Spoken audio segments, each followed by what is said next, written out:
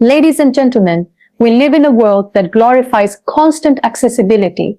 We praise those who never say no, who are always available, always reachable, always on. But in that race, to be everywhere, we forget the cost, our energy, our identity, and ultimately, our value.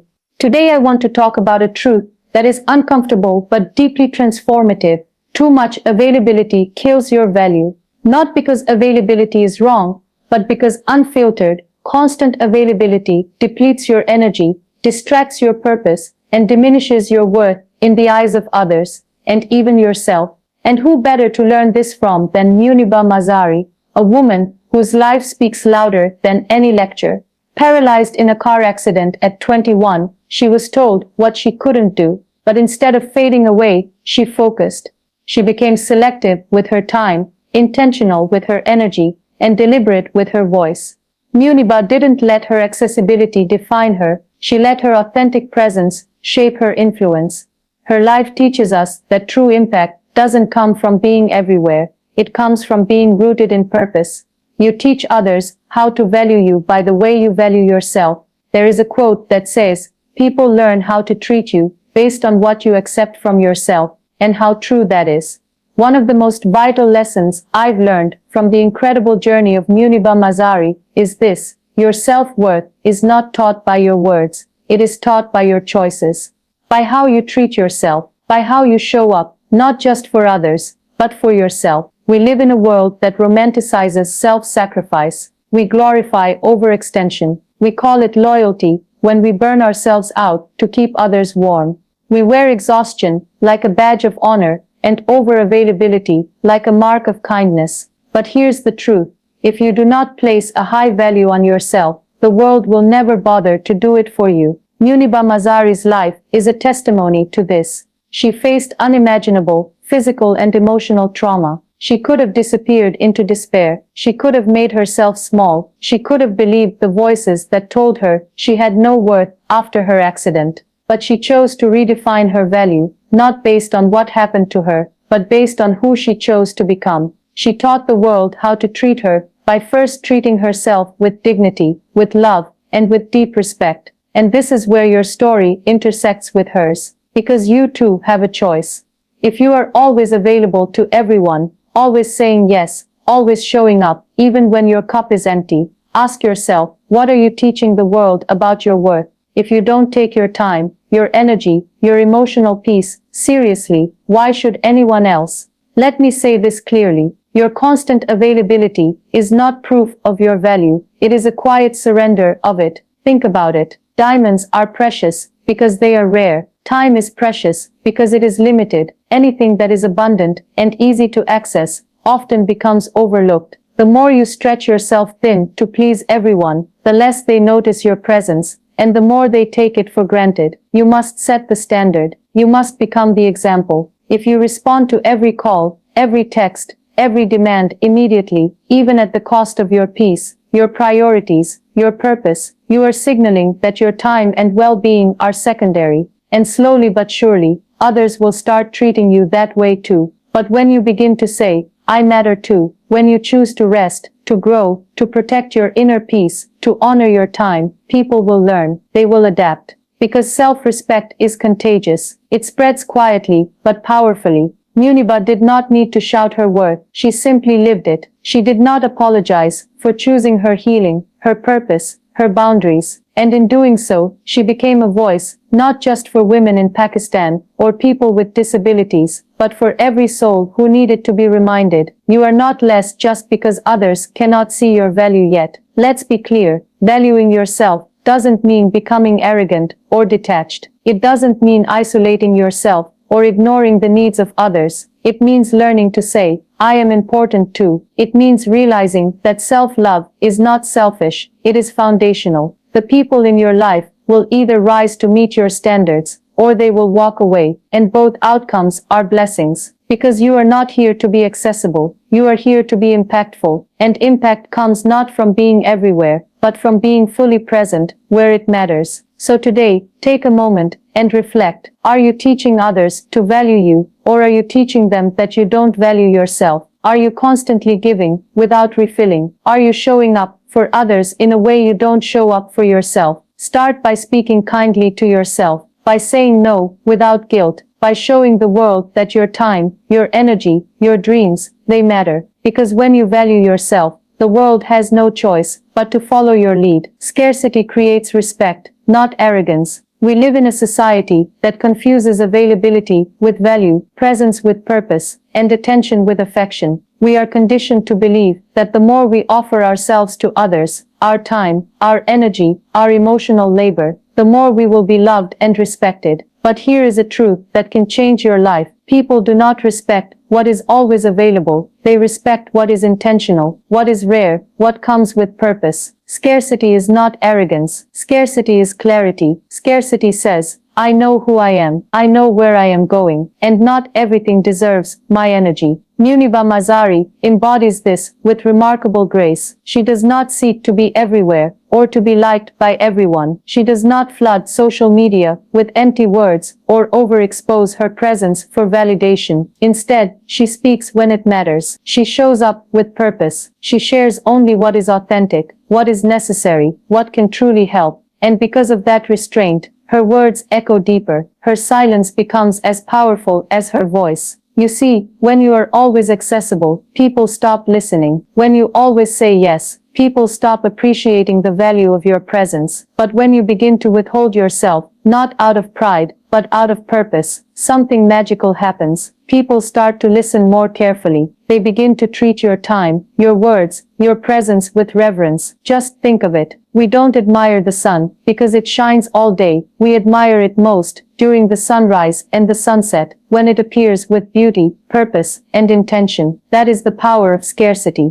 But here's the challenge. Many of us fear scarcity because we fear rejection. We think, if I'm not always there, they'll forget me. If I don't say yes, they'll find someone else. If I don't respond, they'll stop needing me. And that fear keeps us stuck in cycles of overgiving, oversharing, overappearing, until one day we realize we are present everywhere, yet valued nowhere. Scarcity is not about being absent. It's about being strategic with your presence. It's about choosing quality over quantity, intention over attention, depth over frequency. Muniba Mazari is respected not because she shouts the loudest, but because she speaks with depth. She's not visible everywhere, but where she does appear, whether on a stage, in an interview, or in a piece of writing, she carries such substance, such sincerity, that her presence becomes unforgettable. That's the secret of real influence. It comes not from being always available, but from being deeply impactful in chosen moments. This applies to every area of your life. Your relationships, your career, your mental and emotional health. You don't have to be the one who answers every call. You don't have to be the one who fixes every crisis. You don't need to show up every time someone demands your energy. You are not a machine. You are a masterpiece in progress. And every masterpiece takes time, space, and boundaries to be fully realized. So let me tell you something you might need to hear today. It's okay to pull back. It's okay to say no. It's okay to be unavailable. Sometimes, not because you are being rude or selfish, but because you are choosing to protect your purpose. The people who truly respect you will understand, and those who don't, those who only liked you for your convenience, were never meant to walk the full journey with you anyway. Remember this, you are not respected by how much you give, but by how well you guard what you give. And when you learn to be selective with your energy, you begin to attract people who value not just your presence, but your essence. Scarcity does not make you arrogant. It makes you intentional. It does not build walls. It builds wisdom. It is not a sign of pride, but a reflection of deep purpose. Be like the moon. It doesn't shine all the time, but when it does, the world looks up in awe. So today, dare to be scarce. Dare to be intentional. Dare to be respected. Silence is strength, not weakness. In a world that is constantly loud, where people speak to be heard rather than to be understood, silence is often mistaken for weakness. But silence, when chosen wisely, is not an absence of power. It is the very essence of it. One of the most profound lessons we can learn from Muniba Mazari is that you do not have to raise your voice to prove your worth. You don't have to shout to be powerful. Your silence can be your strength when it comes from a place of peace, clarity, and confidence.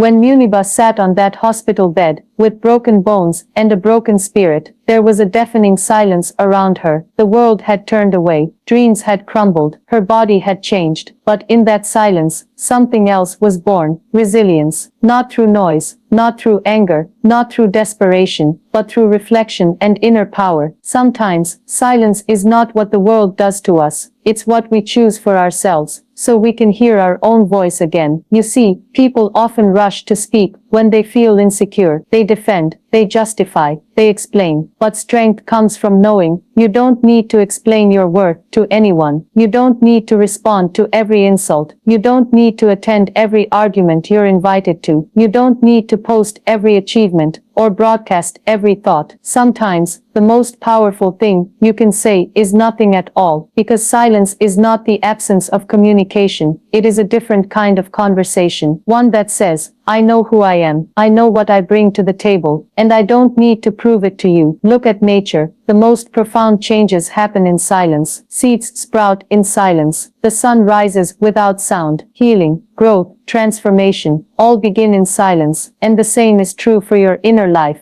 Muniba Mazari didn't let the noise of the world define her journey. In fact, she used silence to reconnect with her purpose. She didn't let criticism drown her spirit. She listened to the whispers of her soul, instead of the shouting of her circumstances. She didn't respond to every voice that tried to tell her she was less than. Instead, she let her life speak. And when she spoke, when she finally broke the silence, it wasn't out of bitterness, it was out of purpose. Her words weren't loud, but they were loudly felt, because she had first taken the time to listen to herself. That is what real strength looks like: choosing when to speak, how to speak, and if to speak at all. There will be moments in your life when people will misunderstand your silence. They'll think you're passive. They'll say you're avoiding confrontation. They may even say you're afraid. But let them talk, because true strength does not seek validation. It knows when to walk away, when to pause, and when to wait. In relationships, in business, in family matters, there's a power in restraint. There's wisdom in the pause. You don't have to rush to respond. Your silence can create space for truth to reveal itself. Let me ask you, when was the last time you allowed silence to guide you? When was the last time you didn't defend yourself?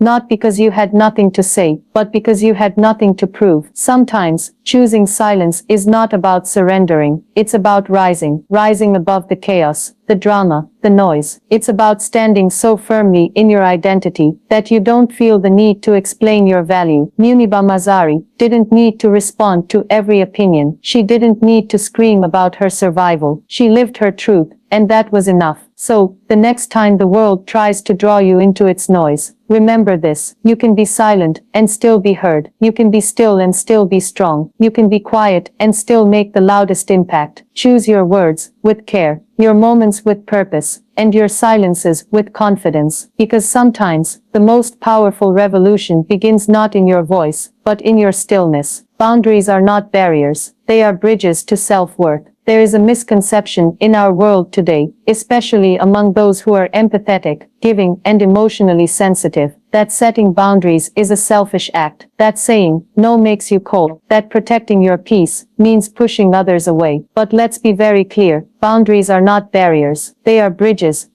to your emotional safety, your personal growth, and your true self-worth. Muniba Mazari, in her quiet strength and graceful resilience, models this truth so beautifully. She is a woman who has been through profound pain, physical, emotional, and spiritual, and yet, through all that suffering, she did not become bitter. She became better, because she learned how to guard her inner world. She built boundaries, not to isolate herself, but to protect the very light that she now shares with millions. You see, you cannot pour into others from a cup that is always empty. You cannot be everything to everyone and still expect to have something left for yourself. You cannot give away your time, energy, emotions, and attention freely and continuously, and then wonder why you feel depleted, overlooked, or unappreciated. Boundaries are the language of self-respect. When you say, I'm not available right now, you're not being rude, you're being real. When you say, this doesn't serve my peace, you're not being difficult, you're being discerning. And when you say, I can't do that, you're not disappointing someone, you're choosing yourself. And that's what Muniba teaches us, that your first responsibility is not to please others, it is to protect your purpose. Too often, we fear setting boundaries because we're afraid of losing people. But listen closely, anyone who leaves because you honored your worth was never meant to stay. Anyone who truly values you will never demand you to betray yourself just to keep them. A boundary is not a wall to shut people out. It's a door to let the right ones in. It's how you teach people what is acceptable, what is respectful, and what is loving. And here's the truth. The people who benefit from your lack of boundaries are the ones who will resist them the most. Not because you're wrong, but because your growth threatens their comfort. So when you begin to change, when you start saying no, when you start reclaiming your time, when you start making space for your healing, some people will be offended. That is not your burden to carry. Muniba didn't become a voice for the voiceless by being overly available to everyone. She became impactful because she prioritized her purpose. She understood that her energy was sacred, her story was sacred, her time was sacred, and she guarded those things fiercely, not with arrogance, but with awareness. And you must do the same. Setting boundaries is not about shutting down compassion. It's about creating a foundation where compassion can grow in healthy, sustainable ways. It's about knowing where you end and where others begin. It's about recognizing that your mental health, your dreams, your rest, and your peace matter. If you are always reachable, always agreeable, always on, then you are living for others at the cost of yourself. And that's not noble, that's harmful, because every time you abandon yourself to keep someone else comfortable, you teach yourself that your needs don't matter, but you do matter. Your soul matters, your peace matters, your time matters, and the only person who can decide how those things are handled is you. So start small. Say no when you mean no. Take time off without guilt. Leave conversations that feel toxic. Protect your mornings. Guard your evenings. Choose silence over drama. Let your yes be full of joy, and your no be full of grace. Boundaries are not restrictions, they are revelations. They reveal your worth, not just to others, but to yourself. Every time you set a boundary, you reinforce the truth that you are worthy of respect, even from yourself. And when people see you honor your own worth,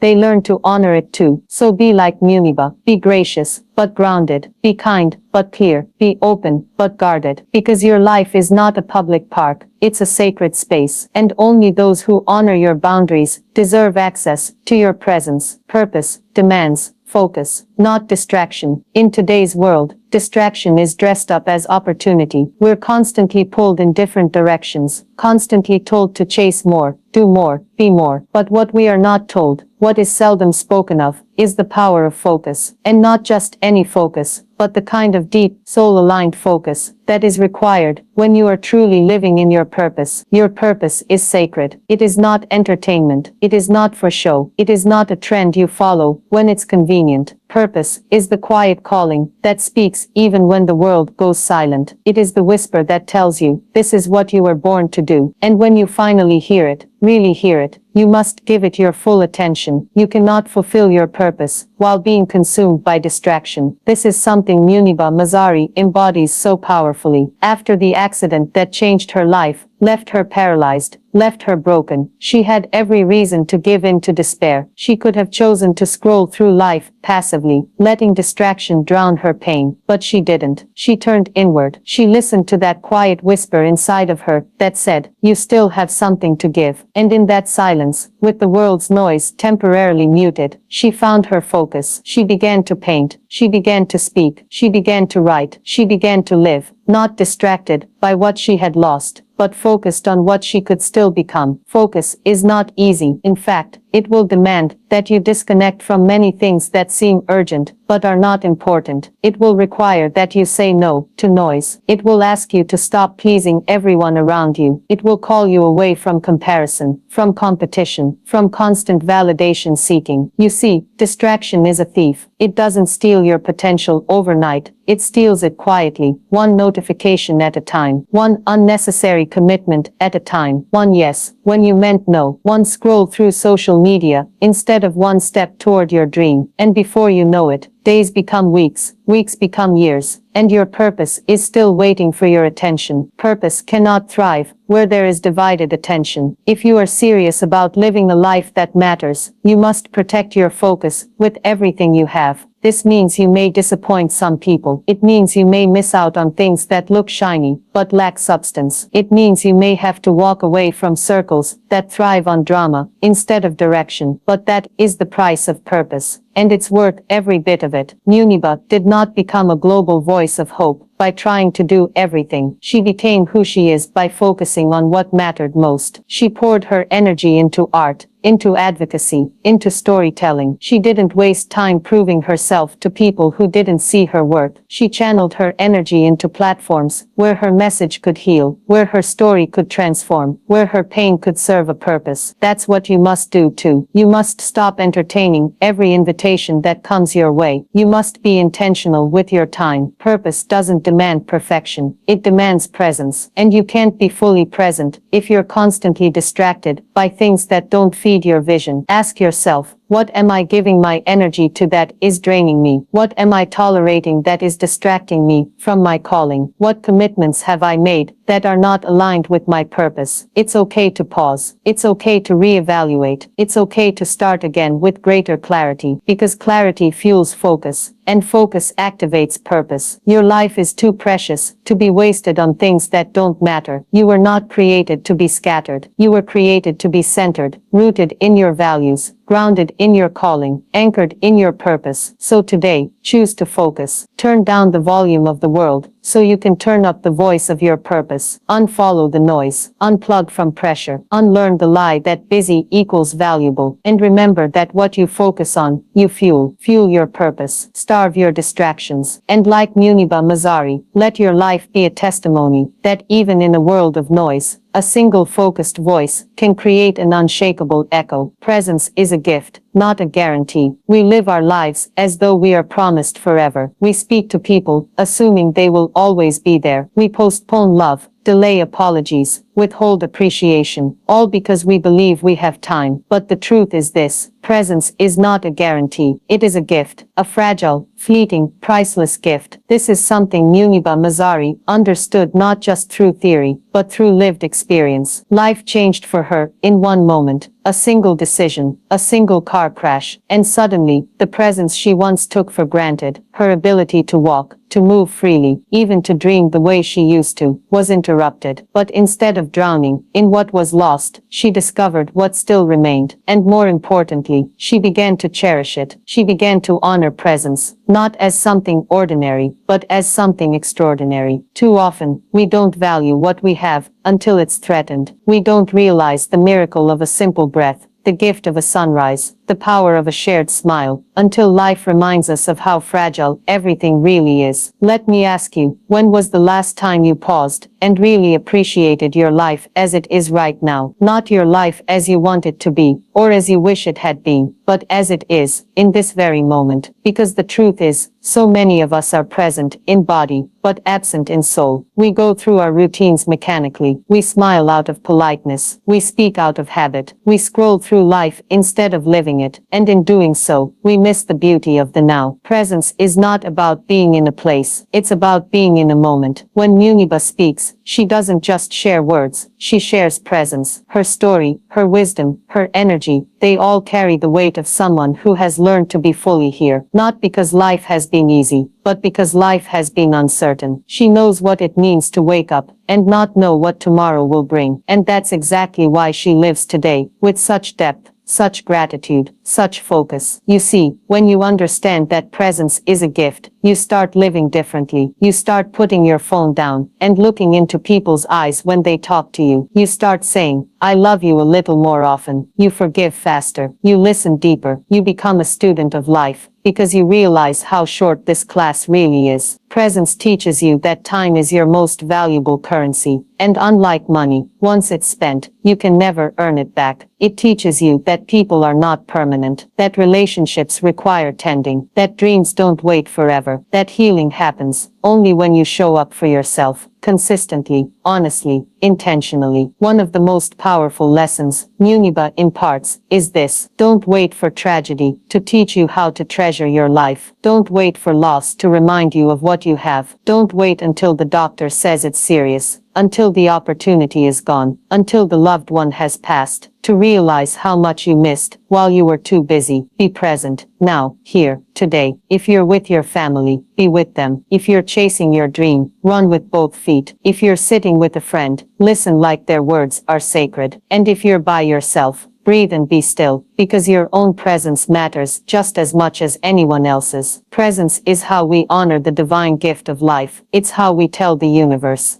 I'm grateful to be here. It's how we stop existing and start living. Yes, life is unpredictable. Yes, tomorrow is uncertain. But that's exactly what makes today so powerful. So take nothing for granted. Not the air you breathe. Not the people you love. Not the body that carries you. Not the dream that burns inside you. All of it is temporary. And in that temporariness lies its beauty. Presence won't always be possible. Circumstances change. People come and go. Life moves on. But for as long as you are here, let your presence be your gift to the world. Let it be your message, your ministry, your legacy. Because as Muniba Mazari reminds us, not with force, but with grace. You are not guaranteed forever, but you are given this moment. So live it, cherish it, honor it, be in it.